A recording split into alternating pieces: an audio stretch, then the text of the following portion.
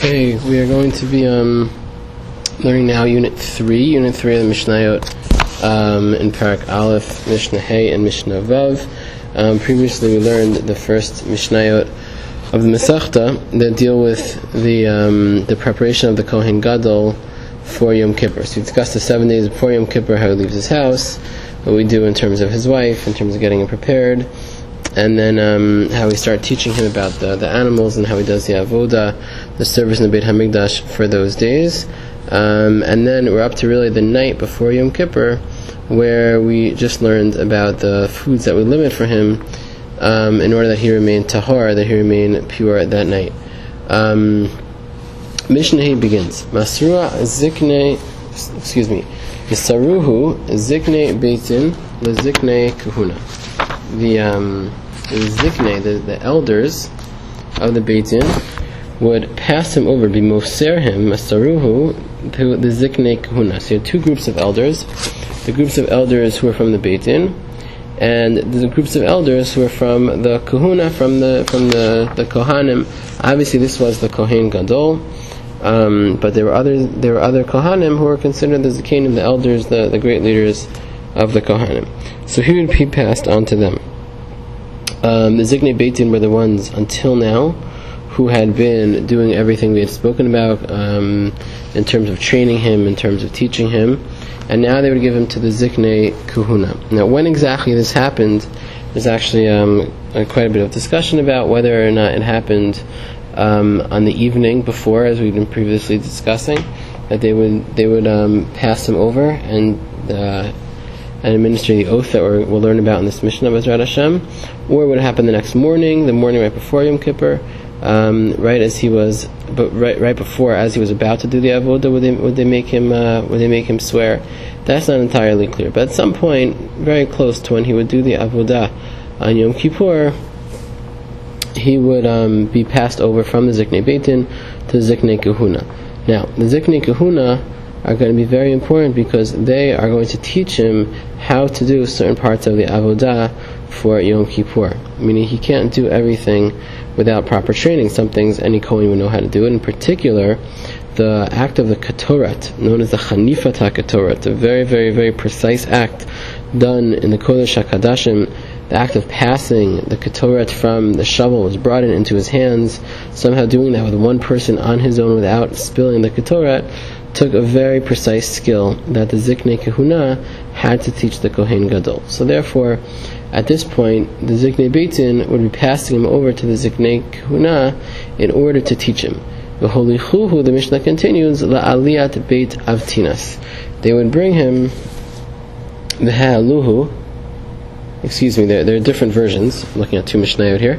Different versions of the words of the Mishnah. Either v'holichuhu they would bring him, or ha'aluhu they would bring him up. The aliyat beit avtinas, to the aliyah, to the upper chamber, was known as Beit Avtinas. It's another chamber in the Beit HaMikdash. We learned previously about the Lishkat Palhedrin, where he was at the beginning, and this is called the Aliyat Beit Avtinas, another area. In particular, this was the family of Avtinas, this was named after, who was known to know about, to be experts in terms of using the Ketoret. And as he mentioned earlier, at this point, the Kohen is being passed on in order to learn about the Ketoret, in particular the Ketoret, as it was going to be used on Yom Kippur. So, therefore, he was passed in the Aliyat Beit Avtinas in order to be taught this new skill. At that point, at the point where the Ziknei Beitin are about to pass him over, Hishpi'uhu v'nifteru v'hachu lahem. They would be mashpia him, they would make him swear, v'nifteru, and they would take leave, and v'hachu lahem, and they would be on their way. They would leave him. The oath is what we're about to talk about. What would they swear? What exactly was this oath that they would administer? Ziknei Beitin, before letting him go, before giving him over to the Kohanim, would make him take this oath. V'omrim lo, the Mishnah continues. Ishi Kohen Gadol. Ishi, literally my man, my master, however a way of respect. Our dear Kohen Gadol. Anu shluchei beitin. anu, like anachnu, we are the shluchai, the shlichim, the messengers, the agents of Beit Din.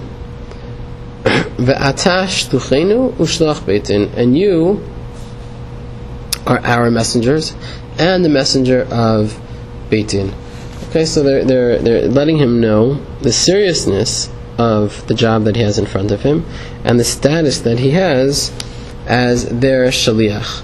The Mefarshim point out that in general there's a discussion whether or not a Kohen is considered a shliach of Hashem. It's called shluchei rachmana, shliach of Hashem, or if they're our shluchim of Bnei Yisrael. So usually we assume they're considered shluchei rachmana and not shluchei didan. Shluchei didan, not our shluchim, not shluchim of people. When a Kohen brings a karban for me, he's not my shaliach, but rather he's a shaliach of rachmana of Hashem. So here, when the people of Beit Din say to him, you are a shaliach, it doesn't mean that every act he does on Yom Kippur is as our shaliach, as our agent, as our messenger. No, to the contrary, he's not our messenger. He's a messenger of Hashem. He's an agent of Hashem to carry out this avodah in this world on behalf of Hashem, doing his job in the Beit HaMikdash. All that they're saying here is that by the power invested in us as messengers of Beit Din, so you also, we're using that power, and with all that power, we're making this a very serious shu'ah, a very serious oath that you're going to take, that it's going to us as representatives of Beit Din. Obviously, if one takes a shu'ah, an oath in front of a Beit Din, or certainly the Beit Din, the main Beit Din Yerushalayim, that gives the oath much more validity, much more strength. So therefore they would say to him, we are agents of Beit Din, and you are our agents, and a shliach Beit Din, meaning you are now closely connected to the Beit Din, and everything that you say, you're saying as representative of that Beit Din. So what exactly is this oath? Again, remember the Kohanim are standing there about to give him over to, the Ziknei Beit Din are about to give him over to the Kohanim, and right before they do that, they're making them give this oath. So here it goes. Mashbi'in anu alach. We are making an oath upon you, meaning with you, meaning we are making this oath, putting this oath upon you, and encouraging you, even forcing you at this point, if you want to be the Kohen Gadol on Yom Kippur, to keep this oath, to make this oath and to keep it. Mashbi'in anu alacha b'mi sheshichein et shmo b'bayit hazeh, with whom has allowed his name to dwell in this house, obviously referring to Hashem, but bringing a very strong description of Hashem as the one who allowed his name to dwell in this house, meaning they're right there in the Beit HaMikdash and saying Hashem's God's presence is right here with us, and you are swearing in the name of that God, the God whose presence can be felt right here. Shalo tishaneh davar mikol ma she'amarnu l'cha, that you will not change even one thing from everything that we have told you.